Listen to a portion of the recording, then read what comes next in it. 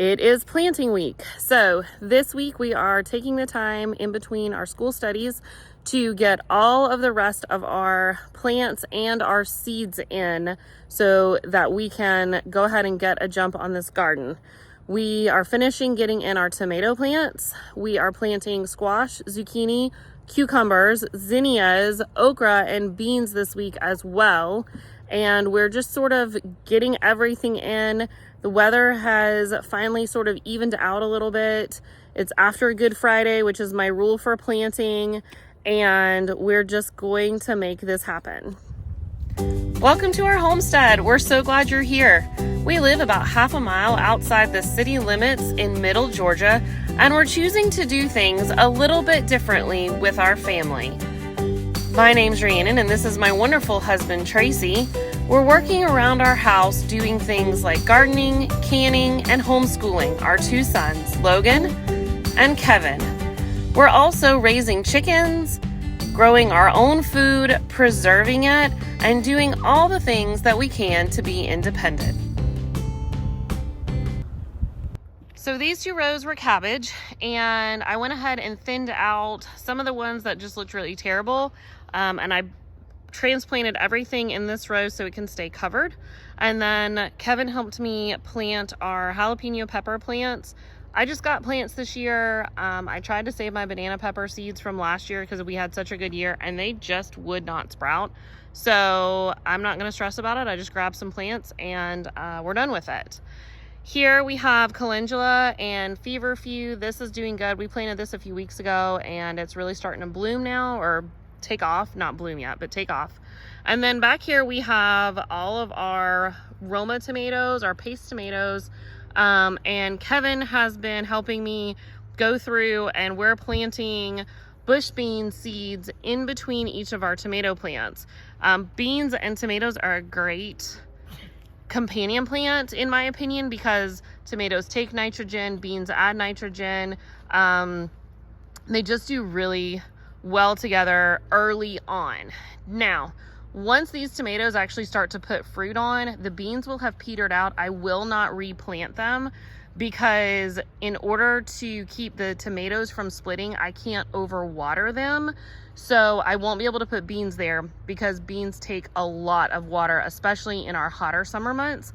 But right now, while the tomatoes don't have any fruit on them, is a great time to add those beans in because I can't do it later. Back here in these round cages, we have our slicing tomatoes. Again, I had trouble with those seeds this year, so I went to my local nursery and bought some, and I'm just going with it. Gardening for me can be really stressful, and the more I do it, the more I've just decided I'm not gonna let it stress me out. So I just bought 6 plants. We use more paste tomatoes than slicing tomatoes, so it's not a huge deal.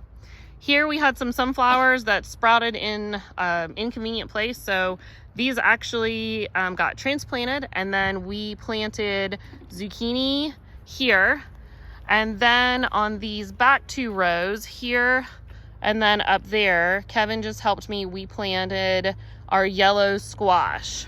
So Logan is helping with weeding these last 3 long rows for our paste tomatoes. He's also helping trim some of the winter rye. Again, if you've watched our earlier videos, we're not pulling this up. It's going to be great as it dies back in the heat. But at this point, it has gotten just a little obnoxious. So he's going to trim it for me so that we can see where we're planting. And then after we get these tomatoes planted here, Kevin's going to come back through and add our bean seeds again. So it is done. The garden is completely planted for everything that needs to be in right now. And I'm gonna go ahead and show you the rest of it so that you can see how we're starting our summer. So I've already showed you back here where we have our tomatoes and our sunflowers. We've got squash and zucchini coming up. The boys have been working on making our last few rows. These will go all the way across. We're gonna put our pumpkins in, but those don't get planted until the end of May. In here we have some calendula. It has started to bloom and it's so beautiful to me. And then we also got some raspberry starts from my sweet friend. So we're starting those and hoping that we are going to get some really healthy raspberry bushes. So this is all tomatoes and beans. We have some leftover garlic here that I'm waiting to have it finish maturing. More calendula, a feverfew. This is all peppers that Kevin helped me plant. The last of our cabbage here. And then these are our potatoes. We are waiting on these to finish maturing, along with some strawberry plants and more sunflowers. You can see the ladies telling you hello. They are dying to get out. This is not their permanent home. This is actually a garden bed.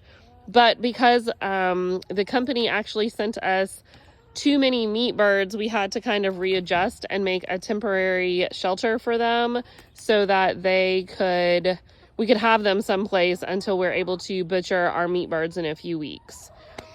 Finally, kind of wrapping up this back section, we have the rest of the cabbage, and then we have some cucumbers we started here. We have climbing cucumbers that will go up the fence, and then also just bush cucumbers in that section there. And then the same setup here as well.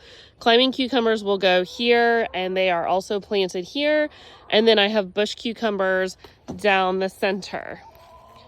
Then moving over here, again, this is garlic that is just finishing up so I can harvest it soon, I'm hoping. We have kind of a mishmash in here. I've got some yellow squash planted. I've got kale that's still doing great. I have a few asparagus plants left. They have just gotten away from me, so I just need to trim them and get them back to where I can harvest them. We're kind of phasing those out because nobody really loves asparagus quite as much as I do. So if I want asparagus, I honestly can just go buy some from the store. So I won't replace those as those plants kind of peter out and die out. Cucumbers and sweet potatoes here. Right now I am just starting to plant some of my sweet potato starts right here. They're not looking too great, but they'll kind of pick up in a few days or so. I plan on doing sweet potatoes on either side of this box, and so I have bush cucumbers in between, because right now the amount of water that they're going to need is conducive with the amount of water that the sweet potatoes need. Then finally back here, I have our strawberry plants. Again, some kale that has done well. We've stayed kind of cool this spring. We've had a few really hot days here in Georgia, but overall we stayed kind of cool. And so the kale is just loving it. And I'm really grateful that we've had a chance to get some kale this year, because our freeze earlier this year really killed the majority of my kale crop. So I'm really excited that I'm still getting some. All right, and then finally up here by the house, again, this is kind of a mishmash of things. I tend to plant almost as a rolling harvest. So I have plants like this spinach back here that aren't quite done yet, but I had plenty of room to go ahead and get started with my summer plants. So I have okra seeds that were planted in here, along with some more yellow squash seeds. There's some cabbage kind of left. These sunflowers have come up on their own, and I'm just so excited to have this many sunflowers that I'm just leaving them, and I'm sort of just planting around them. And then we have the same situation over here. I planted some okra in the open spots. But again, I've got some cabbage. I have some dill, under here, tucked in under here. I have lettuce that's loving this cooler weather. And then the sunflowers, again, I'm just leaving those because they are so great for pollinators. Then we'll use the seeds for chicken feed, or I'll roast them for the kids to eat them. But instead of pulling things up, I just kind of start looking for holes, because I know as the weather gets hotter, this lettuce is going to die out. These cabbages are going to be done. So it just works easier for me, instead of waiting and being behind on my planting, that I go ahead and start tucking things in where I can.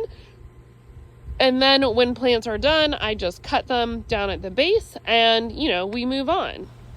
So that is it. Thank you for joining us on our tour of planting our garden, seeing everything where we get started. And I'm really excited to update you guys with the progress and when things start sprouting and we get to harvest. We'll see you soon.